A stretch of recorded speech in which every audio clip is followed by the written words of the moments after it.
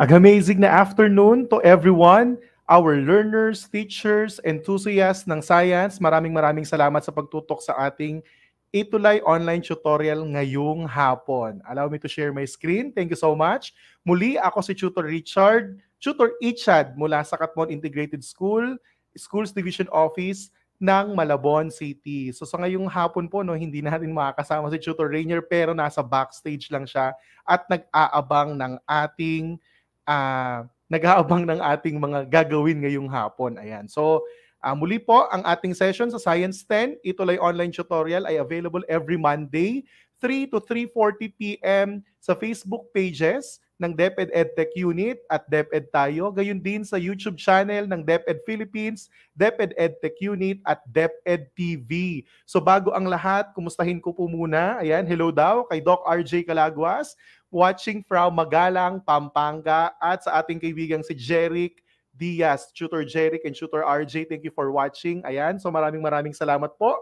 Hello din kay Vanessa San Diego ng Santo Lucia High School at kay Harry Ira ng Grayton Bronze watching from Ramon National High School. Ayan, so maraming salamat sa pagtutok ninyo sa atin ngayong hapon. Bago ang lahat, nagpapasalamat po kami sa ang tandem namin ni Tutor Rainier sa ating Educational Technology Unit. Ayan, kila Sir Mark Anthony C., Sir Mark Anthony Hamisal, at sa iba pang namumuno ng ating Itulay Online Tutorial sa pag-include po sa ating session sa Science 10 bilang isa sa top 25 most viewed episode ngayong quarter 2. Ayan. So congratulations po, Tutor Rainier, syempre, sa kasama natin na si Tutor Rainier na nasa backstage at kasama nating nanonood ngayong hapon.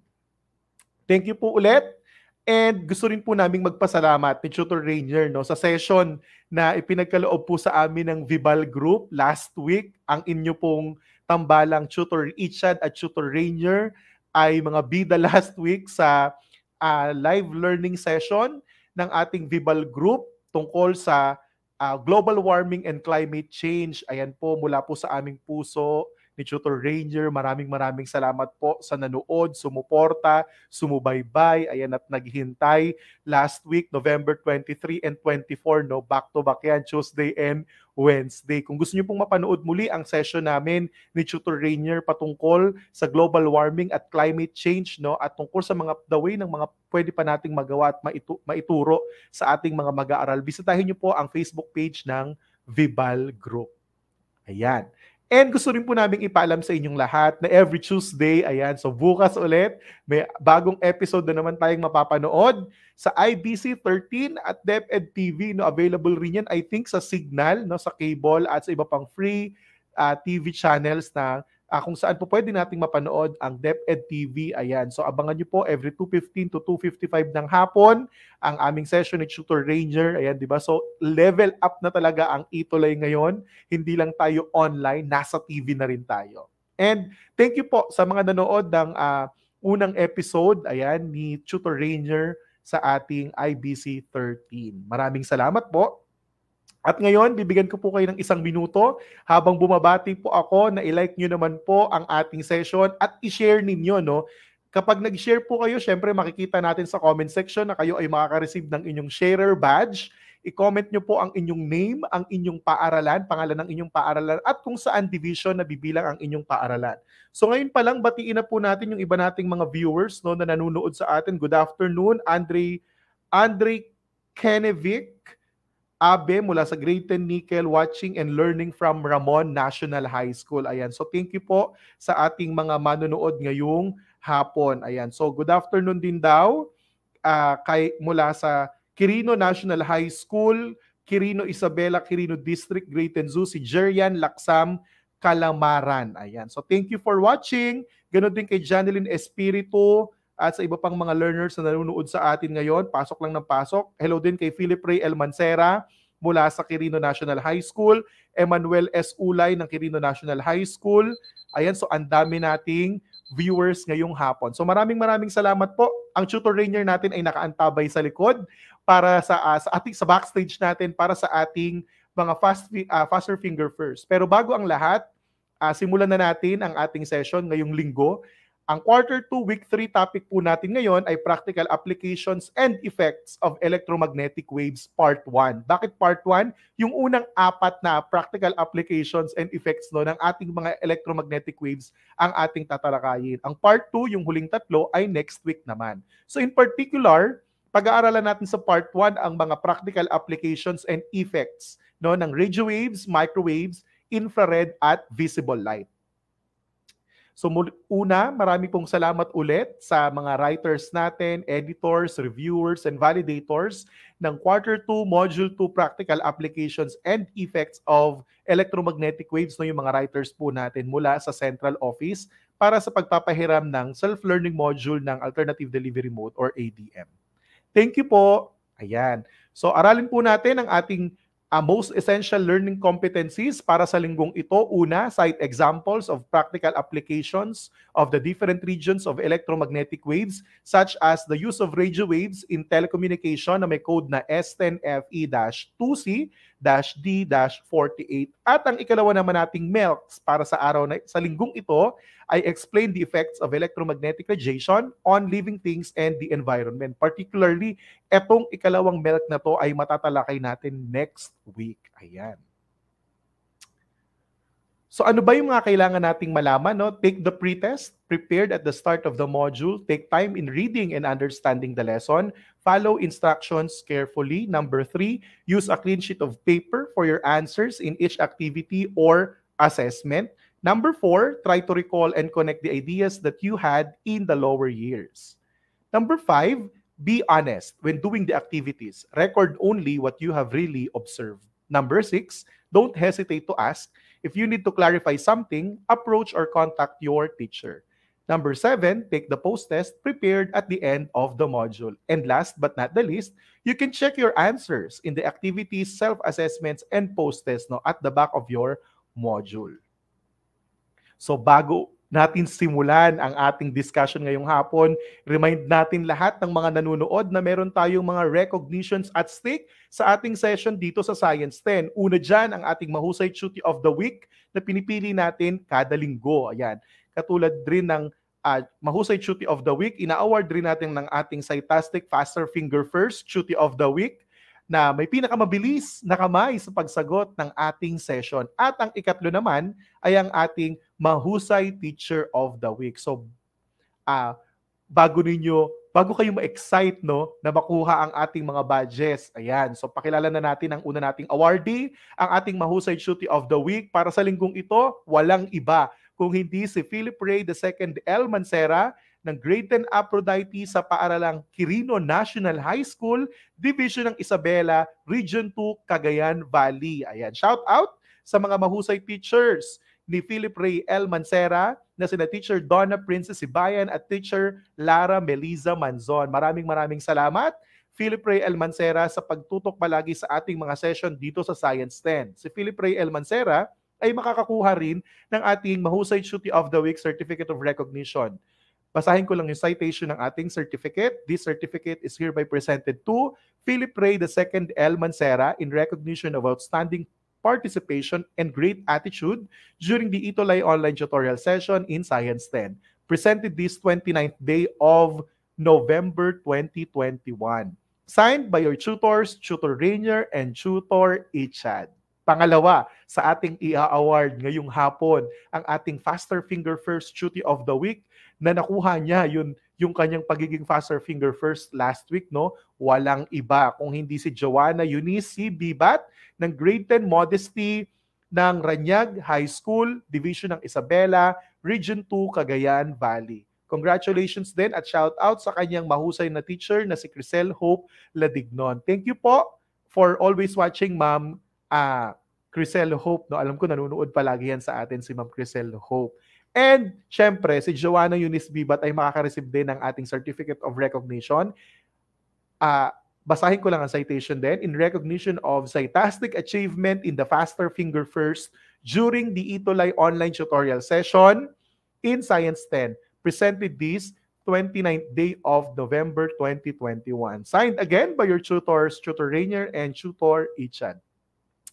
Siyempre, alam ko excited na kayo sa ating last award ngayong hapon. Walang iba kung hindi si Ma'am Donna Jill Carriazo. Siya ang ating mahusay Teacher of the Week mula sa Ramon National High School, Division ng Isabela, Region 2, Cagayan Valley. Ayan. Hello po, Ma'am Donna Jill. Alam ko nanonood ka ngayon. Thank you po and congratulations. Maraming salamat po sa laging pagtutok sa ating session at pagsuporta po sa ating mga gawain. Ayan. So, si Ma'am Donna Jill ay makaka-receive din ng ating certificate as Mahusay Teacher of the Week in recognition of exemplary dedication and commitment during the Itulay online tutorial session in Science 10 presented this 29th day of November 2021, signed by Tutors Rainier and Tutor Ichat. Congrats po ulit, Ma'am Donna Jill, and thank you for always supporting our session. Let's start with our What I Know. Alam ko may mga faster finger first dyan. So bago tayo magsimula, hello lang tayo ulit.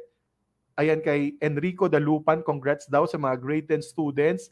Ayan sa ating sharer na si Ina Isabela. Good day, I'm Ina Isabela Ramones Yadaw of grade 10 Artemis Quirino National High School. Thank you for watching, Ina Isabela. Ayan. So maraming salamat sa mga nanonood rin sa atin sa iba't ibang panig ng ating bansa ngayong hapon. Kung handa na kayo, kuhain ng papel at ang inyong mga lapis o ballpen, sagutan na natin ang ating What I Know na multiple choice. Ang directions ng ating What I Know multiple choice ay read each question carefully, choose the letter of the correct answer, use a separate sheet of paper for your answers or comment it down. So i-comment natin ang number ng ating katanungan at ang letra ng inyong tamang sagot. So nakaantabay ang ating tutor Rainier sa backstage para tignan ang inyong mga sagot kung tama ba yan at hihintay natin ang kanyang ang resulta mismo na manggagaling mismo kay Tutor Rainier. So Tutor Rainier, thank you so much for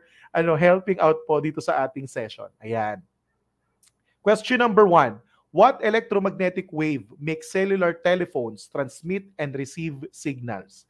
Is it letter A, radio waves, B, microwaves, C, visible light, or letter D, gamma rays? Ayan. So sagot na mga learners natin na nanonood ngayong hapon para sa ating session. Ayan. So, Phoebe May Pascua, hello. Kay Phoebe May Pascua mula sa Ranyag High School Division ng Isabela. Ayan, nanonood rin siya ngayong hapon. Thank you po, Ma'am Donna Jill. Salamat din po sa inyong pagtutok palagi sa ating session. Ayan. So, may nakikita na akong mga sagot. Sabi ni Rainiel Manabat de Vera, number 1, letter A. Si Ina Isabela, letter B. Si Phoebe May Pascua, letter B. Ayan, so hintayin ko lang. Sabi ni Tutor Rainier, ayan, hintayin natin yung sagot ni Tutor Rainier kung nandito na. Ayan, so may nakita pa ako mga sagot kay Stephanie Yambao, letter A daw. Ayan, so wait lang natin. May mga nakikita pa akong sagot dito. Ang sabi nila, letter A din daw. Ayan, so good afternoon po. I am Shaira May Jen O. Wakiko, a grade 10 student watching from Santa Lucia National High School. Ayan. So thank you for watching, Joanna. Ayan. So wait lang natin. May nakita rin akong sagot dito kay Ella Faye Facun mula sa Angadanan National High School, Angadanan West District. Ayan. Thank you for watching. Ayan. So wait lang. Hindi ko pa nakikita ang sagot ni Tutor Rainier. Nandito kasi ako sa comment section. So wait lang natin. Ayan. So ang nauna, sabi niya ay si Pascua daw. Ayan. So Tutor Rainier, thank you po. Si Pascua ang nauna. Ang tamang sagot ay letter B, microwaves. Thank you po for sa pag-antabay sa ating mga tanong. Yes. Question number 2 po. All of the following are uses of visible light. Which one is not? Ayan. So is it letter A? It enables us to see things. B, gives light to the screen of our devices. C, for thermal imaging, or letter D, used in optical fibers. Ayan. So ano kaya ang sagot sa ating question number 2? Tignan natin. Meron na ako nakikita. Lagay nyo ang question number 2 at ang inyong sagot. Okay, letra ng tamang sagot. Sabi ni Jadeline Espiritu, C daw. Si Rainiel Manabat de Vera, letter C. Si Phoebe May Pascua. Ito si Phoebe May Pascua yung ating naunang sumagot kanina. Ayan. Sabi ni Phoebe May Pascua, letter C daw. Yvonne, letter C. So, hintayin lang natin ang sagot ng ating mga learners, no? At syempre, ang pinaka-final na mabilis na sumagot mula sa ating Tutor Rainier. Ayan. So, ang tamang sagot natin ay letter C, for thermal imaging. Ang pinakamabilis, ayan, so hintayin na lang natin maya-maya. Ayan. Thank you sa mga sumagot ng ating question number 2. Ayan. So para naman sa ating, ayan, sabi ni Tutor Rainier, ang number 2 natin na pinakamabilis ay si Ina Isabel. Sabi niya ganon. Thank you, Ina Isabel. Thank you po, Tutor Rainier. Kanina si Phoebe Pascua yung pinakamabilis. Congratulations kay Phoebe May Pascua. Ayan. Last question para sa ating What I Know. Which kind of wave is used in night vision goggles? Is it letter A, microwave, B, infrared, C, gamma rays, or letter D, visible light? Ayan. So may mga nakikita na akong sumasagot. Good afternoon, watching from Santa Lucia High School. Ayan, grade 10, section 3, si John Andre Gonzalez. Ayan. Hello din kay Marie Jane Bautista Kilang mula sa grade 10 matapang ng Angadanan National High School, Angadanan West District. Hello sa iyo. Thank you for watching our session. Ayan. So may mga nakita na akong sagot. Si Charmaine Manalang, letter B raw. Si Micah Clavio, letter B. Kathleen Sagnip, letter B. Chester, hello sa iyo, Chester, mula sa Santa Lucia High School. Si Charmaine, ayan nga, letter C ang kanyang sagot. At marami pang iba. Ang tamang sagot para sa ating question number 3 ay letter B, infrared. No? Yan ang night, ginagamit sa night vision, no, na uri ng ating wave. At ang pinakamabilis nga natin ay si Charmaine Manalang. Congratulations, Charmaine Manalang. Ayan. Next, thank you so much sa ating mga sumasagot. Dito naman sa ating What's In, mabilis lang. Look at the pictures on the next slide. Write the name of the correct electromagnetic wave corresponding to the letters on the picture. You may refer your answers for numbers 1 to 4 from the box. Write the letter of the correct answer on your answer sheet or comment it down. So ang i-comment na natin para mas mabilis tayo sa part ng ating What's In ay number 1 to 5. So isang sagutan lang ha, 5 points to agad kapag nasagot ninyo sa What's In natin. Dapat ang ilalagay ninyo number 1, yung sagot nyo, number 2, 3, 4, and 5. Okay? If you're ready now, let's start with our What's In. So ito yung ating picture, no? Meron tayong illustration dyan. A, B, C, D, E, F, G. Tapos sa box natin may nakalagay na X-ray, radio wave, microwave, infrared, gamma ray, ultraviolet, at visible light. Ito na ang tanong. Okay, for number 1, ayan. Sige, ano kaya yung number 1 natin na yan? Parang isa-isa lang to, hindi pala natin kaya ng isang bagsakan. O sige, isa-isa muna, number 1 muna. Bibilisan na lang natin, okay? Ano ba yung letter A na yan? Anong klase ng electromagnetic wave ba yan? Kind of review na natin to. So, bibilisan lang natin. Number 1 tayo ulit, hindi tayo number 4. Okay. Bakit may nakikita akong number 4 na sagot? Ayan. Ayan, may nakita ko, sabi ni Phoebe May Pascua, number 1, radio wave. Ayan. So, banggitin na natin ang sagot. Tama, ang ating number 1 ay radio wave. Hintayin na lang natin ang ating resulta mula sa ating tutor, Rainier. Number 2, letter B. Ano kaya yung letter B na yan? Is it X-ray, radio wave, microwave, infrared? Ayan, si Charmaine Manalang ulit ang ating may pinakamabilis para sa What's In na tanong. Number 2 naman, ang tamang sagot ay microwave. Ayan. So, sino yung pinakamabilis? Hintay natin ang sagot galing sa ating tutor, Rainier. Ayan. Number 3, letter C. Ano ba yung letter C na yan? Is it radio wave, microwave, infrared, gamma ray, ultraviolet, or visible light? Ayan. So, tignan natin kung ano na yung mga sagot ng ating mga learners. Ayan. Para sa ating number 3, may nakikita ako, sagot nila Rainiel, number 3 daw, visible light, microwave, number 2, infrared, sabi ni Joanna Bibat, ang sagot sa ating number 3 ay infrared. Ayan. So sa number 2, ang pinakamabilis ay si Katalig. So thank you so much, Katalig. Kung sino man yung Katalig na yun, comment ka para makuha rin namin ang iyong complete name. Pero alam ko, nakuha na rin ni Tutor Rainier ang iyong complete name. Number 4 is letter D. Ano ba yung letter D na yan sa ating wave na yan? Okay? Sa uri ng wave na yan. Electromagnetic wave. Is it X-ray, radio wave, microwave, infrared, gamma ray, ultraviolet, or visible light? May nakikita na akong sagot ng number 4. Sabi ni Phoebe May Pascua, visible light. May number 5 na agad si Marian, no? Ultraviolet daw. So let number 4 pa lang tayo. Ayan. So tingnan natin ang sagot sa ating number 4, si Cortez. Sayan Antoinette Cortez ay ano daw? Ultraviolet. Ayan. Number 3, BBAT ang sagot. Si Joanna Eunice, BBAT. Ayan. So congratulations, Joanna Eunice. Ang tamang sagot sa number 4 ay visible light. Okay? So may mga nakatama ba ng ating visible light? Thank you sa ating EdTech unit na nag-comment na yung ating EdTech unit. At syempre sa ating mga sharers katulad nila Ina Isabela at Trixie Bilar Bertuwing na may sagot din ng visible light. Last question, number 5. What letter shows the lowest frequency? Okay, sige. Ano kaya ang may pinaka-lowest frequency? Okay, sige na. Sagot na para sa ating question number 5. Sino ang may pinaka-lowest frequency?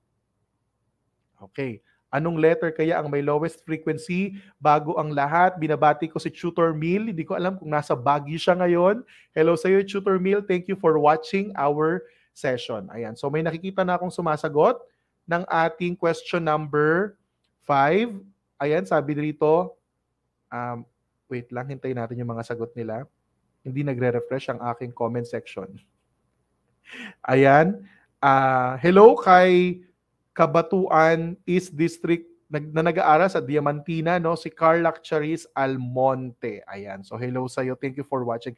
Number 4, ang may pinakamabilis ulit ay si Joanna Eunice Bibat. Thank you so much. Ayan. At ang tamang sagot para sa ating question number 5 ay letter A, radio wave, ang may pinakamababa or lowest na frequency. Hello po kay Tutor Tony. Ayan. Tutor Antonio Maipa. Great afternoon, Tutor Rainier and Tutor Ichad. Thank you po for watching, Tutor Tony. Ayan. So may mga nakikita akong sagot. Hintayin natin ang ating faster finger first para sa question number 5. Magtungo na tayo sa next nating slides. Ayan. So comment your scores naman. Kung kayo ay nakakuha ng 5/5, yan, congratulations sa inyo. At sa mga hindi naman, okay lang din yon. At least no, na-try natin ang ating mga best for this activity. Ayan. So tignan natin kung sino ang ating faster finger first para sa question number 5. Quick recall muna tayo na napag-aralan natin last week. The electromagnetic spectrum is the arrangement of electromagnetic waves, which are waves that are created with changing electric field and magnetic field. Ayan. So hintayin lang po muna natin ang ating faster finger first announcement mula kay Tutor Rainier sa question number 5. Ayan, ang sabi niya, si Ina Isabela. Ayan, thank you po, Tutor Rainier. At nakumpleto na natin ang ating listahan ng faster finger first. Okay? And next, sabi dyan, no, ang pag-aaral ng electric field and magnetic field ang patuloy na nagbigay ng mas malalim na pag-aaral para sa electromagnetic waves at electromagnetic spectrum. Pinag-aralan din natin last week that electromagnetic waves travel on vacuum at a constant speed of 3 times 10 raised to 8 meter per second. Ganun siya kabilis, compared na rin siya, na kinukumpara na rin sa bilis ng ating sound, no? Yan. At saka ng light. Yan. The electromagnetic spectrum is arranged in a manner of decreasing wavelength, increasing frequency, and increasing energy. Kung mapapansin nga natin diyan, no, mula sa radio wave papunta kay gamma ray, decreasing ang kanyang wavelength, increasing naman yung kanyang frequency, so mas lowest ang frequency kay radio wave, higher ang frequency kay gamma ray. At increasing naman yung energy, lowest kay radio wave, higher naman or increasing naman pagdating na kay gamma ray. Number 4, sa ating quick recall, radio wave has the longest wavelength, lowest frequency, and lowest energy among all electromagnetic waves. And number 5, the visible light is the only electromagnetic wave that can be seen by our naked eye, whereas red has the longest wavelength and violet has the greatest frequency. May nakikita na ako mga score. Congratulations. Rihanna Magloto, 3/5. Okay lang yon. Janice Gahudo, 5/5. J.I. Pimentel, 4/5, AJ Danug 5/5 at kay Jade Laika S. Cruz 5/5. So congratulations, okay lang yan. At least meron tayong mga questions pa mamaya para sa ating faster finger first. Pwede pa kayong humabol. Okay, and Last part natin, no, sa ating quick recall, gamma ray has the shortest wavelength and highest frequency which carries the highest energy among all electromagnetic waves. So napaka-penetrating ng gamma ray, di ba? Kasi nasa kanya yung pinakamataas na energy.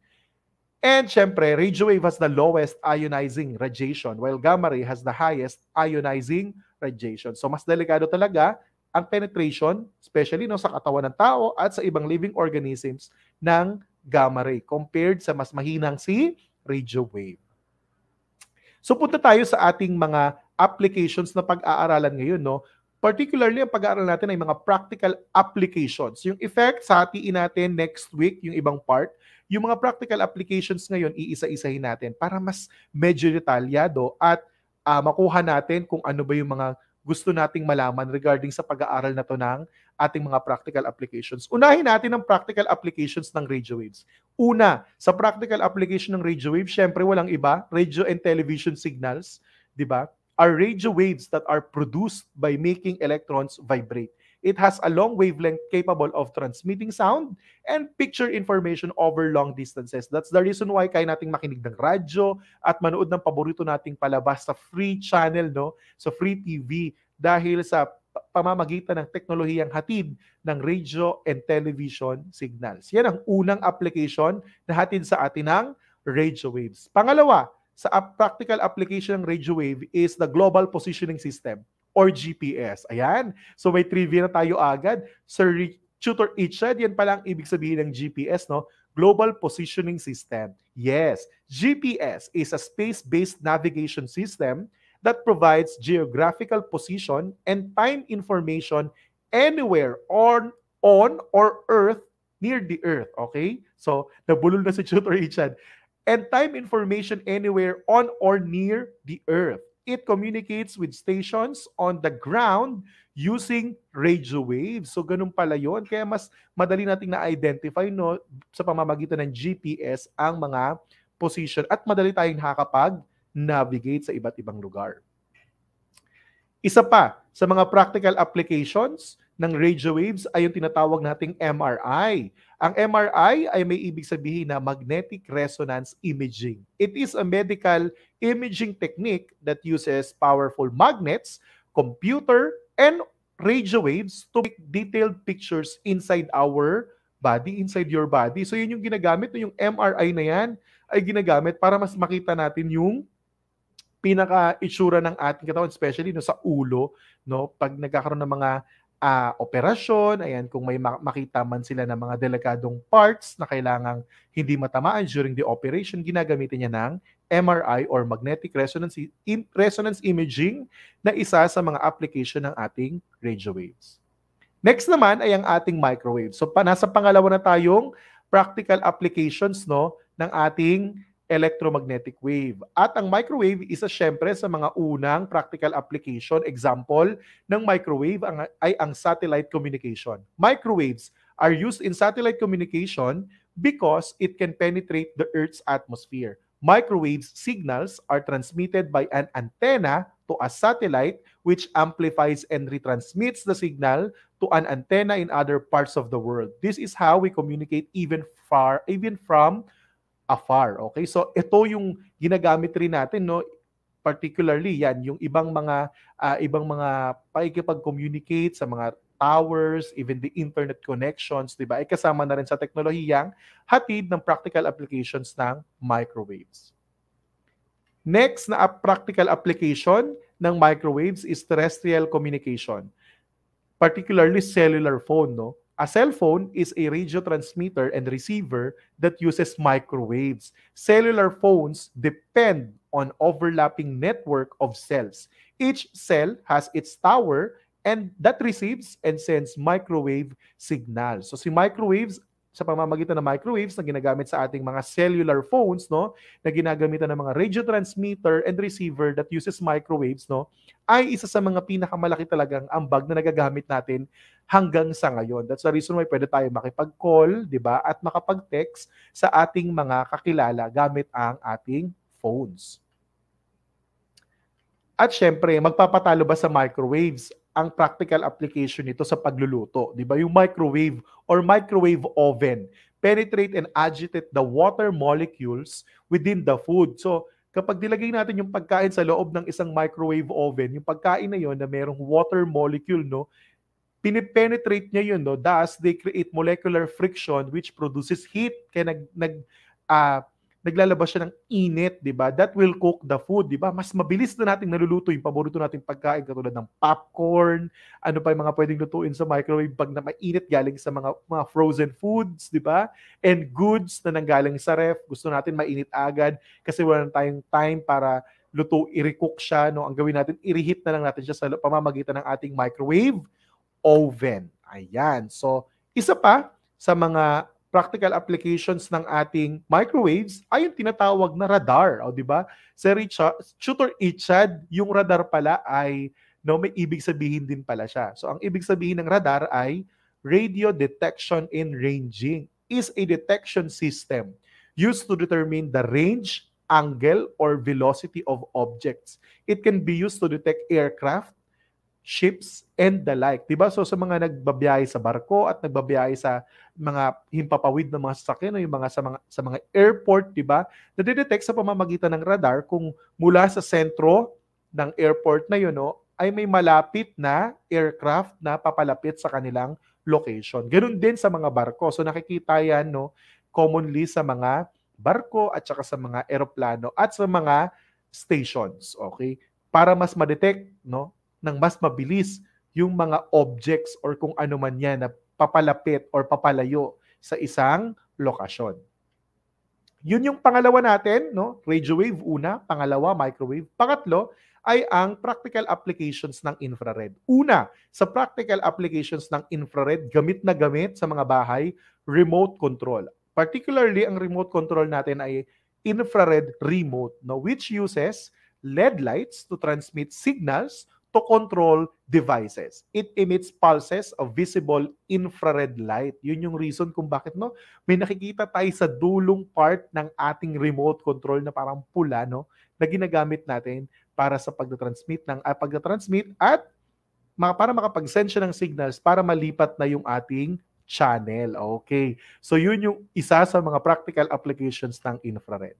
Next na practical application ng infrared ay for thermal imaging through infrared scanners. Infrared scanners such as thermal imaging and thermal scanner are used to show the temperature variation of the body. Particularly ngayong pandemic, pero before pandemic pa naman din, pag nagkakaroon ng restriction sa mga airport at saka sa mga port, no, mga kung saan po pwedeng bumiyahe yung mga tao, may mga nakaset na dyan na mga thermal imaging and thermal scanners na gumagamit ng application ng technology ng infrared para ma-detect yung init or yung temperatura ng isang tao na uuwi, di ba? Na papasok sa isang bansa or sa isang lugar. So, kung mainit yung basa ng thermal scanner, no, pwede mo na siyang i-quarantine or isolate. Ayan. So, yan yung mga practical applications na talagang gamit na gamit, especially ngayong time ng pandemic. Anong gamot na gamot? Gamit na gamit. And isa pa, syempre, na practical application din ng infrared ay ang night vision goggles. It used thermal imaging technology to capture the infrared light being emitted as heat by objects in the field of view, di ba? So kung kayo ay hunter, yung ibang mga soldiers gumagamit niyan na may mga ginagawa kapag gabi, di ba? Na nag-hunt or may mga operations sila sa gabi. Yung mga night vision goggles na gumagamit ng technology ni infrared ay mas nakakakita ng mas maliwanag or mas maayos sa gabi. At isa pa, nakikita nila kung may mga taong gumagalaw base sa heat na ini-emit nga ng infrared light. Yan yung pangatlo. Ulitin natin. Una, radio wave. Pangalawa, microwave. Pangatlo, infrared. At ang last nating pag-uusapan ng mga practical applications ngayong araw ay mula naman sa ating visible light. Una dyan, syempre, ang artificial lights like flashlight, lamp, etc. are any light source that produce light instead of natural lights produced by the sun. So yung artificial light ay napaka-perfect na example kung bakit tayo nakakakita at meron tayong maliwanag na covering, di ba, kapag gusto nating magbasa or gusto nating hanapin yung isang bagay. Katulad ngayon, mas nakikita niyo ako ng mas maayos dahil gumagamit si Tutor Ichad ng ring light, okay? Na isang artificial light na kahit na artificial light lang siya, nagagamit natin siya sa pamamagitan nito para mas mukhang malinis at maliwanag ang aking itsura. Ayan. At isa pa syempre sa practical application ng visible light ay ang optical fibers. One use of optical fibers in medicine is endoscope, a flexible tube with tiny camera that is used to observe the internal parts of the body. So ginagamit yung part na yun ng, sa medicine, no, yung endoscope, para mas makita natin yung mga parts ng ating organ sa loob. No? Especially sa intestine, kapag may chine-check, papasok sa bibig at ipapasok sa loob ng ating katawan. So mas nakikita yung mga bahagi ng ating katawan ng mas malinaw at mas maliwanag. So ano ang ating mga natutunan? Ayan, so syempre maglaro tayo ulit. Hintayin natin si Tutor Rainier. Alam ko nasa backstage siya ulit para sa ating faster finger first. Ayan, direction. Choose the correct term from the enclosed choices that should go into the blank spaces. So, una na ating term. Number 1, radio or television signals, GPS, Global Positioning System, and MRI are practical applications of blank. Is it radio wave or microwave? Ayan. So wait natin ang sagot ng ating mga learners sa ating comment section. Hello kay Liza Gumiran mula sa Quirino National High School. Ganun din sa kanyang kakambal na si Laika Gumiran sa Quirino National High School din. Si Liza ay grade 10 Zeus, si Laika ay grade 10 Hera. Ayan. Mga Greek gods and goddesses pala ang pangalan ng kanilang sections. So si Phoebe May Pasco may sagot na microwave daw, number 1. Si Rainiel Manabat de Vera, radio wave. Si Joanna Eunice Bibat, radio wave. Si Ina Isabela ay radio wave. Ang tamang sagot sa ating number 1 ay radio wave. Ayan. So tingnan natin kung sino ang nakakuha ng ating tamang sagot. Hintayin lang natin mula kay Tutor Rainier. Ayan. So maraming salamat po, Tutor Rainier. Ayan. Sabi niya. Ayan. Si Tutor RJ din ay sumasagot. Ayan. Si Jasmine Orteza ang pinaka mabilis. Ayan. Thank you, Jasmine, para sa pagsagot ng ating unang katanungan. Ikalawa, satellite communication, cooking, terrestrial communication, and radar make use of blank. Is it infrared or microwave? Ayan. So, may mga sumasagot pa. Hello kay Doc RJ. Sumagot siya, radio wave number 1. Yes, nakikinig talaga si Doc RJ. Thank you so much. Sabi ni Ma'am Donna Jill Carriazo, very engaging lagi ang session, kaya mga learners super active din. Good job, Tutor Ichan and Tutor Rainier. Maraming salamat po, Ma'am Donna Jill. Ayan, ang katulad po ninyong mga guro, ang nag-i-inspired rin sa aming mga guro din na ipagpatuloy ang ganitong klase ng passion natin para sa ating mga learners. Thank you po mula sa amin ni Tutor Rainier. Ayan, thank you po ulit. May nakikita na akong sagot. Si Phoebe May Pascua, number 2 daw is microwave. Ina Isabela, microwave. Charmaine Manalang, microwave. Ayan, ang tamang sagot ay microwave. Okay, tama. Ang galing naman ng ating mga learners. Ang pinakamabilis pa rin sa atin, sabi ni Tutor Rainier, ay si Charmaine Manalang. Ayan. Charmaine, thank you so much and congratulations. Number 3, remote controls, thermal imaging, and night vision goggles are practical applications of blank. Is it infrared or ultraviolet? Ayan, so ang bilis ng number 3 natin. Shout out ko muna si Mark Neil Bakiran Abuan mula sa grade 10 Magiting ng Angadanan National High School. Ayan, sabi niya, Angadanan West District. May nakikita na ako number 3, infrared, sabi ni Ina Isabela. Infrared rin si Phoebe May Pascua. Ayan, so ang tamang sagot sa ating question number 3 ay tama, infrared. Ayan, so hintayin natin na may pinakamabilis na pagsagot mula sa ating faster finger. Ayan. So nagtataas din ng kamay si Rainiel Manabat. Ayan, sorry Rainiel, hindi kita matawag kanina. Si Amiela Janine Denyola, infrared rin ang sagot. Ayan. Ang pinakamabilis, sabi ni Tutor Rainier, ay si Amiela. Ayan. Amiela Janine Denola. Ayan. Congratulations, Amiela. Ayan. Number 4, you can see things around you because of blank. Which is which? Okay? Gamma rays or visible light, which is also used in optical fibers, artificial lights, and screens of electronic devices. Ayan ang ating question number 4. May nakita na akong sagot. Sabi ni Micah Esclavio, visible light. Joanna Eunice Bibat, visible light. Sabi ni Jester Vasquez, I'm first daw. Baka natabunan lang yung sagot ni Jester. Ayan, so hintayin natin. Phoebe May Pasqua, sabi niya ay, ayan, visible light. Ayan yung mga nakikita ko. Ang tamang sagot ay visible light. Sabi ni Tutor Rainier, ang pinakamabilis daw ay si Marian Abenio Cosme. Ayan. So, ang pinakamabilis natin ay si Marian Abenio Cosme. Ayan. Thank you so much for answering our what I have learned. Ayan, 4 lang yung tanong. O, bawi tayo para sa ating assessment. Meron pang time, meron pang time. Kaya pa to, kaya pa. Okay, so directions. Read each question carefully. Choose the letter of the correct answer. Use a separate sheet of paper for your answers or comment it down. Okay, number 1, ulit, ganun lang ha. 1 and the letter of the correct answer. Okay, so question number 1, 3 lang naman to. Pabilisan ulit ha. Pabilisan para sa ating assessment. Radio wave is useful in which of the following applications? Is it letter A, watching television, B, treating cancers, C, sterilizing medical equipment, or letter D, sunbathing? Ayan, tignan natin. Oh, may sumasagot ng question number 5. 4 lang naman yung tanong natin kanina. O yan, so tignan natin ha. Si Zailin Clemente for over 4, congratulations. Good afternoon, sabi ni Rhea Mariel Fernandez. Watching daw from Quirino National High School ng grade 10 Atina. Hello sa mga students ng grade 10 Atina ng Quirino National High School. May nakita na akong sagot. Si Marian Cosme, visible light pa rin yung sagot niya. Joanna Eunice Bibat, letter A. Ina Isabela, letter A. Pamela Mangalinaw, letter A. Judith Santos, letter A. Ang tamang sagot ay letter A. Watching television. Sabi ni Tutor Rainier, ang may pinakamabilis daw ay si Jasmine Orteza. Ayan, congratulations Jasmine, napakabilis. Question number 2 para sa ating assessment. Infrared waves is useful in which of the following applications?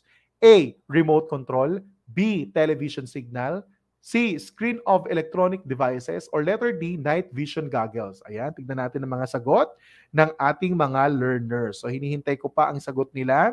Si Charmaine Manalang, number 2, letter A. Chris Melin Bagyosan Sulit, number 2, letter C. Rainiel Manabat, letter A. Joaya Eunice Bibat, letter A. Zoe Clemente, letter A. Aba, may mga sagot na kayo agad. Ang bibilis nyo ha. Sige, tignan natin. Ang may pinakatamang sagot, sabi ni Rainiel Manabat de Vera, letter D. Ang tamang sagot ay letter A. Ayan, remote control ang ating useful na application no, para sa infrared. At ang may pinakamabilis, ayan, natupad ng pangarap ni Charmaine Manalang. Charmaine, thank you so much. Ayan, congratulations. Ikaw ang nakakuha ng tamang sagot para sa question number 2. Last question para sa ating assessment. Bilis, bilis, bilis. Kayang-kaya yan. Microwave is useful in which of the following applications? Letter A, remote control. B, cellphone communication. D, artificial lighting. Or C, artificial lighting. Or letter D, sterilization. Ayan. So, tignan natin ang sagot ng ating mga learners. Ayan, may nakikita na akong sagot. Sabi niya dyan. Number 2 pa rin yung nakikita ko na sumasagot. Number 3, Joanna Eunice Bibat. Letter B. Phoebe May Pasqua. Letter B. Stephanie Yambao. Letter B. Harry Ira. Letter B. Ayan, sabi nila. Ang dami nilang sumasagot. Sheila May Pilayan, letter C. Ayan, tignan natin.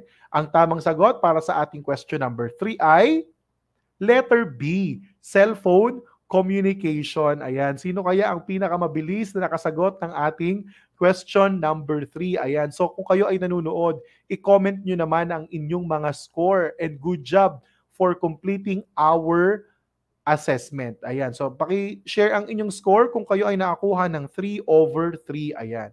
Ang pinakamabilis daw, sabi ni Tutor Rainier, ay si Chaizel. Tama ba ako? Fajardo. Ayan. Congratulations. Chaizel, kung ano man yung pangalan mo. Ayan. So, congratulations. Share nyo naman ang inyong mga score para sa ating session ngayong hapon. Ayan.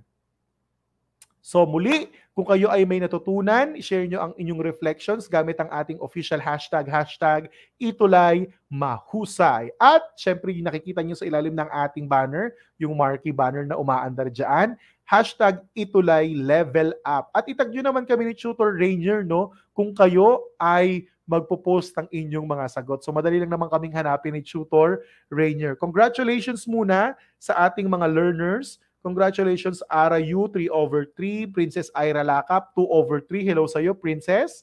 Kay Abby May Panganiban, 3/3. Alea Tablada, 3/3. Jade Laika S. Cruz, 4/5. Ayan, mukhang sinama niya yung unang mga tanong. Ayan, good day watching here from Quirino National High School, Grade 10 Curriculum and Grade 10 Aphrodite kay Feminine Espiritu Uminig. Ayan, so thank you so much para sa inyong panunood. Hello kay Ma'am Melo de la Cruz. Ayan, sa nanonood pong teacher sa atin. Maraming salamat po ma'am sa panunood po ng ating session. Ayan, sa mga teachers po na nanonood sa atin, comment naman po kayo. Ayan, thank you for today, Tutor Isha. Thank you din po, Ma'am Donna Jill Carriazo. Ayan. So, yung mga nauna, Jester Velasquez, bawi tayo next week. Meron pa naman tayong next week. Ayan. So, ayan, at least na shout out kita. Mga masama yung loob niya, pero kaya yan, babawi tayo, okay? So congratulations, sabi rin ni Rainiel Manabat de Vera. Congratulations and maraming salamat. Hello din kay Ma'am Rowena de Guzman, maraming salamat. Mahuhusay na tutor ng Itulay Online Tutorial ng Science 10, #Itulay Mahusay, #Itulay Level Up. Thank you po, Ma'am Rowena de Guzman. Ayan, so nag-comment din sa atin si Ma'am Rowena. Thank you po. And patuloy po nating suportahan at panoorin ang ating iba pang mga Science Junior High School tutors tuwing Lunes mula 1:00 ng hapon hanggang 3:40 ng hapon sa Grade 7 si Tutor Rogue at si Tutor Jen, Grade 8 Tutor Z and Tutor Marky, Grade 9 Tutor Kevin and Tutor Vandong at syempre sa inyong Grade 10 Science si Tutor Rainier at Tutor Ichad. Maraming salamat po. Muli, gracias, merci, grazie, salamat po, and thank you sa panonood ng ating session. Ako po si Tutor Ichad mula sa Katmon Integrated Schools Division Office ng Malabon City. Kasama natin sa backstage si Tutor Rainier mula sa SDO Caloocan City. Kung nagustuhan niyo po ang ating sessions, no, mag-comment naman po kayo at magbigay ng suggestions sa amin. I-email niyo po kami sa edtech@deped.gov.ph or i-scan niyo po ang QR code na nakikita ninyo sa inyong mga screen. Susunod na po ang Safety and First Aid. Kasama naman natin si Tutor Kevin mula sa SDO Calamba City at si Tutor Edson mula sa SDO Mabalacat City. Magkita-kita po tayo ulit next week para sa kapanapanabik na ikalawang bahagi ng ating session.